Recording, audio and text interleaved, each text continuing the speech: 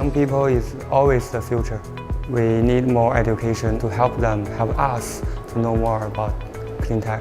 For our generation, we not only focus one mission for ourselves, we have to find a mission for the whole society. They have to realize that the sustainable environment for the whole society is so important. I can probably talk about my own country. We have almost like 60%, I think, youth, and there's a huge excitement for startups. And I see a huge amount of startups coming in the clean energy sector, especially in the solar sphere. A lot of government policies which are encouraging solar to be utilized. And I think youth brings in innovation and new ideas, and with that the advancement and the deployment of clean technology is taking a big shape. More and more young generation persons are entering into the clean tech.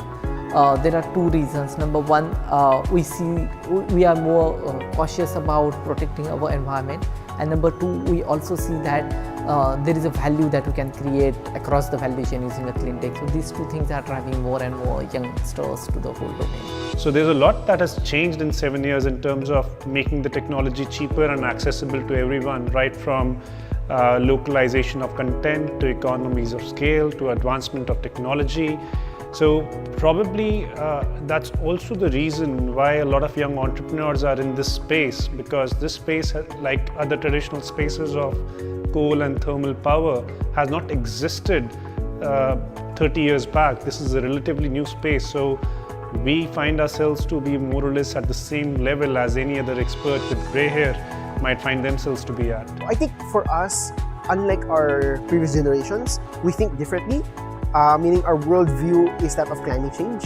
Right now it's part of our vernacular because we're facing it directly. We're now maybe the first generation to experience climate change. So we're much more inclined to take in more abrupt and more systemic changes. 那我们中国也同样拥有出色的年轻人，而且现在有这些平台了，我觉得是一个机会，我们也应该年轻人积极的投入到这里面去承担一个重要的作用。